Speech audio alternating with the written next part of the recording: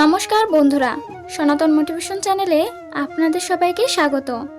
বন্ধুরা, এই বছরের প্রথম একাদশী অর্থাৎ 2026 সালের প্রথম একাদশী হলো শততিলা একাদশী। এই শততিলা একাদশী ব্রত কবে পালন করতে হবে? 13ই জানুয়ারি মঙ্গলবার নাকি 14ই জানুয়ারি বুধবার? আজকের এই ভিডিওতে আমরা শততিলা একাদশীর সময়সূচি, একাদশীর পারণ মন্ত্র, সংকল্প মন্ত্র ও একাদশীর ব্রত কথা শ্রবণ করব। মাঘ মাসের কৃষ্ণপক্ষের একাদশী হলো শততিলা একাদশী। শততিলা ব্রতের প্রভাবে দারিদ্রতা, শারীরিক কষ্ট, দুর্ভাগ্য প্রভৃতি বিনষ্ট হয়। আরও গুরুত্বপূর্ণ, এই ব্রতের বিধি অনুসারে তিল দান করলে মানুষ অনায়াসে সমস্ত পাপ থেকে মুক্ত হয়। এই বছর অর্থাৎ 2026 বা 1432 বঙ্গাব্দে শততিলা একাদশী ব্রত পালনের পূর্ণাঙ্গ সময়সূচি।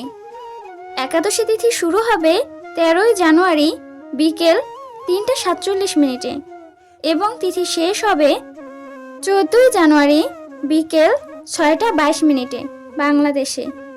এবং ভারতে একাদশী তিথি শুরু হবে 13ই জানুয়ারি বিকেল 3:17 এবং তিথি শেষ হবে 14ই জানুয়ারি বিকেল 5:52। বন্ধুরা, 2026 বা 1432 বঙ্গাব্দে ভারত ও বাংলাদেশে শততিলা একাদশী ব্রত পালন করতে হবে 14ই জানুয়ারি 29শে পৌষ বুধবার। একাদশীর দিন ভোরে অর্থাৎ ব্রহ্ম মুহূর্তে শয্যা ত্যাগ করে স্নান সেরে শুচিশুদ্ধ হয়ে শ্রীহরির মঙ্গল আরতিতে অংশগ্রহণ করতে হয়। শ্রীহরির পাদপদ্মে প্রার্থনা করতে হয়, হে শ্রীকৃষ্ণ, আজ যেন এই মঙ্গলময় পবিত্র একাদশী সুন্দরভাবে পালন করতে পারি, আপনি আমাকে কৃপা করুন। ভগবান শ্রীকৃষ্ণের সম্মুখে অবশ্যই সংকল্প মন্ত্র পাঠ করে নিতে হয়। একাদশের সংকল্প মন্ত্রটি হল একাদশম নিরাহার স্থিত অহম অপরেহ হনি ভোক্সামি পুণ্ডরিকাক্ষ শরণম মে ভবাচ্যুত, অর্থাৎ হে পুণ্ডরিকাক্ষ, হে অচ্যুত, একাদশীর দিন উপবাস থেকে এই ব্রত পালনের উদ্দেশ্যে আমি আপনার শরণাপন্ন হচ্ছি। একাদশীর ঠিক পরদিন অর্থাৎ 15ই জানুয়ারি বৃহস্পতিবার পারণ সম্পন্ন করতে হবে। বাংলাদেশে 6:43 থেকে 8:53 মধ্যে এবং ভারতে 6:19 থেকে 8:30 মধ্যে পারণ সম্পন্ন করতে হবে। এবারে আমরা শ্রবণ করব শততিলা একাদশী ব্রত কথা। তবে ভিডিওটি শুরু করার আগে আপনি যদি এই চ্যানেলের নতুন দর্শক হয়ে থাকেন তাহলে এখনই চ্যানেলটিকে সাবস্ক্রাইব করুন। তাহলে শুরু করা যাক শততিলা একাদশীর ব্রত কথা। জয় শ্রীকৃষ্ণ, রাধে রাধে। মাঘ মাসের কৃষ্ণপক্ষিয়া শততিলা একাদশী ব্রত মাহাত্ম্য ভবিষ্যতের পুরাণে বর্ণিত আছে। যুধিষ্ঠির মহারাজ ভগবান শ্রীকৃষ্ণকে বললেন, হে জগন্নাথ, হে মধুসূদন, মাঘ মাসের কৃষ্ণপক্ষের একাদশী তিথির নাম কি, বিধি বা কি এবং তার কি ফল সবিস্তারে বর্ণনা করুন। ভগবান মনে মনে খুশি হয়ে প্রত্যুত্তরে বললেন, হে রাজন, মাঘ মাসের কৃষ্ণপক্ষের একাদশী শততিলা নামে খ্যাত। এক সময় দালব্য মুনিশ্রেষ্ঠ পুলস্ত ঋষিকে জিজ্ঞাসা করেছিলেন, মর্তলোকে মানুষেরা ব্রহ্মহত্যা, গোহত্যা, অন্যের সম্পদ হরণ আদি পাপকর্ম দ্বারা নরকে গমন করে, যাতে তারা নরক গতি থেকে রক্ষা পায় তা যথাযথভাবে আমাকে উপদেশ করুন। অনায়াসে সাধন করা যায় এমন কোনো কাজের মাধ্যমে যদি তাদের এই পাপ থেকে উদ্ধারের কোনো উপায় থাকে তবে তা কৃপা করে আমাকে বলুন। ঋষি পুলস্থ প্রসন্ন হয়ে বললেন, হে মহাভাগ, তুমি যথার্থ একটি গোপনীয় উত্তম বিষয় প্রশ্ন করেছ। মাঘ মাসে শুচি জিতেন্দ্রিয়, কাম ক্রোধ প্রভৃতি শূন্য হয়ে স্নানের পর সর্বদেবেশ্বর ভগবান শ্রীকৃষ্ণের পূজা করবে। পূজাতে কোনো বিঘ্ন ঘটলে কৃষ্ণ নাম স্মরণ করবে। রাত্রিতে অর্চনান্তে হোম করবে। তারপর চন্দন, অগরু, কর্পূর ও শর্করা প্রভৃতি দ্বারা নৈবেদ্য প্রস্তুত করে ভগবানকে নিবেদন করবে। কুষ্মাণ্ড অর্থাৎ কুমড়ো, নারকেল অথবা 100 গুবাক অর্থাৎ সুপারি দিয়ে অর্ঘ্য প্রদান করবে। কৃষ্ণ কৃষ্ণ কৃপালুস্তম গতিনাম গতির্ভব ইত্যাদি মন্ত্রে শ্রীকৃষ্ণের পূজা করতে হয়। কৃষ্ণ আমার প্রতি প্রীত হন বলে যথাশক্তি ব্রাহ্মণকে জলপূর্ণ কলস, ছত্র, বস্ত্র, পাদুকা, গাভী ও তিলপাত্র দান করবে। স্নান দানাদি কার্যে কালো তিল অত্যন্ত শুভ।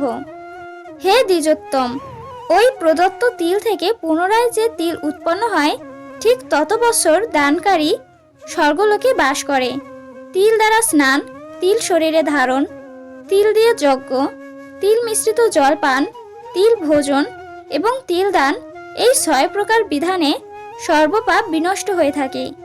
এই জন্য এই একাদশীর নাম ষটতিলা। ভগবান শ্রীকৃষ্ণ বললেন, হে যুধিষ্ঠির, এক সময় নারদ মুনি এই ষটতিলা একাদশীর ফল ও ইতিহাস সম্পর্কে জানতে চাইলে যে কাহিনী আমি বলেছিলাম তা এখন তোমাকে বর্ণনা করছি। পুরাকালে মর্তলোকে এক ব্রাহ্মণে বাস করত। সে প্রত্যহ ব্রত আচরণ ও দেব পূজা পরায়ণা ছিল। উপবাসক্রমে তার শরীর অত্যন্ত ক্ষীণ হয়ে গিয়েছিল। সেই মহাসতী ব্রাহ্মণী অন্যের কাছ থেকে দ্রব্যাদি গ্রহণ করে দেবতা, ব্রাহ্মণ, কুমারীদের ভক্তি পরে দান করত, কিন্তু কখনো ভিক্ষুককে ভিক্ষাদান ও ব্রাহ্মণকে অন্নদান করেনি। এইভাবে বহু বছর অতিক্রান্ত হলো। আমি চিন্তা করলাম, কষ্টসাধ্য বিভিন্ন ব্রত করার ফলে এই ব্রাহ্মণের শরীরটি শুকিয়ে যাচ্ছে। সে যথাযথভাবে বৈষ্ণবদের অর্চনা করছে, কিন্তু তাদের পরিতৃপ্তির জন্য কখনো অন্নদান করেনি। তাই আমি একদিন কাপালিক রূপ ধারণ করে তামার পাত্র হাতে নিয়ে তার কাছে গিয়ে ভিক্ষা প্রার্থনা করলাম। ব্রাহ্মণী বলল, হে ব্রাহ্মণ, তুমি কোথা থেকে এসেছো? কোথায় যাবে? এখানে আসার উদ্দেশ্য কি তা আমাকে বলো। ভগবান বললেন, হে রমণী, আমি একজন ভিক্ষুক। ভিক্ষাই আমার কর্মবৃত্তি। আমাকে ভিক্ষা দিন, ভিক্ষাং দেহি। তখন সে ব্রাহ্মণী অত্যন্ত রাগান্বিত হয়ে আমার পাত্রে একটি মাটির ঢেলা নিক্ষেপ করল। ব্রাহ্মণের মনোভাব বুঝতে পেরে স্মিত হেসে আমি সেখান থেকে চলে গেলাম। বহুকাল পরে সেই ব্রাহ্মণী ব্রতের সুফল পেয়ে সশরীরে স্বর্গে যাত্রা শুরু করলো। মাটির ঢেলা দানের ফলে একটি মনোরম গৃহ তার প্রাপ্ত হলো। কিন্তু হে নারদ, সেখানে কোনো ধান, চাল বা কোনো প্রকার অন্ন ছিল না। গৃহ শূন্য দেখে মহাক্রোধে সে আমার কাছে এসে জানতে চাইল, আমি ব্রত, কৃষ্ণ সাধন ও উপবাসের মাধ্যমে নারায়ণের আরাধনা করেছি। এখন হে জনার্দন, আমার গৃহে কিছুই দেখছি না কেন? হে নারদ, তখন আমি তাকে বললাম, সত্য রমণী, তুমি জীবনে অনেক কিছু করলেও কখনো কাউকে অন্নদান করনি। পরিবর্তে ভিক্ষা হিসেবে মাটির ঢেলা দিয়েছ। একাদশীর সুফলে তুমি সশরীরে স্বর্গে যাত্রা করেছ। মাটির ঢেলা দানের ফলে মনোরম গৃহ পেয়েছ। অন্নদান না করার জন্য তুমি এখানে অন্নহীন রয়েছ। ব্রাহ্মণী নিজের ভুল বুঝতে পেরে আমার চরণতলে অঝরে কাঁদতে কাঁদতে ক্ষমা প্রার্থনা করতে লাগলো। প্রভু, আমায় ক্ষমা করে দিন, অনেক বড় ভুল করে ফেলেছি, এর উপায় বলে দিন। ব্রাহ্মণের আকুল প্রার্থনায় আমার মন বিগলিত হলো এবং বিহিতের উদ্দেশ্যে জানালাম, এর একটা উপায় আছে। মর্তলোকের মানবী সশরীরে স্বর্গে এসেছে শুনে দেবতাদের পত্নীরা তোমাকে দেখতে আসবে। নিজ গৃহে দরজা বন্ধ করে বসে থাকবে, কিন্তু তুমি দরজা খুলবে না। তুমি তাদের কাছে ষটতিলা ব্রতের পুণ্যফল প্রার্থনা করবে। যদি তারা সেই ফল প্রদানে রাজি হয় তবেই দরজা খুলবে, অন্যথায় নয়। এরপর দেবপত্নীরা সেখানে এসে তার দর্শন প্রার্থনা করল। ভগবানের উপদেশ মতো ব্রাহ্মণী তাদের কাছে ষটতিলা ব্রতের পুণ্যফল প্রার্থনা করল। শেষমেশ তাদের মধ্যে এক দেবপত্নী তার ষটতিলা ব্রতজনিত পুণ্যফল তাকে প্রদান করল। তখন সেই ব্রাহ্মণী দিব্য কান্তি বিশিষ্টা হলো এবং তার গৃহ ধনধান্যে ভরে গেল। দ্বার উদ্ঘাটন করলে দেবপত্নীরা তাকে দর্শন করে বিস্মিত হলেন।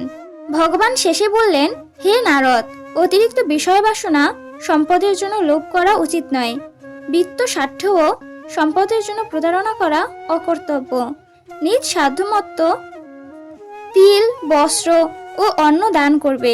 ষটতিলা ব্রতের প্রভাবে দারিদ্রতা, শারীরিক কষ্ট, দুর্ভাগ্য প্রভৃতি বিনষ্ট হয়। এই বিধি অনুসারে তিল দান করলে মানুষ অনায়াসে সমস্ত পাপ থেকে মুক্ত হয়। আশা করছি দর্শক বন্ধুরা ব্রতকথাটি শ্রবণ করে আপনাদের ভালো লেগেছে। ভিডিওটি ভালো লাগলে অবশ্যই একটি লাইক করবেন এবং আপনি যদি এখনো এই চ্যানেলটিকে সাবস্ক্রাইব না করে থাকেন তাহলে এখনই চ্যানেলটিকে সাবস্ক্রাইব করুন। ধন্যবাদ। হরে কৃষ্ণ।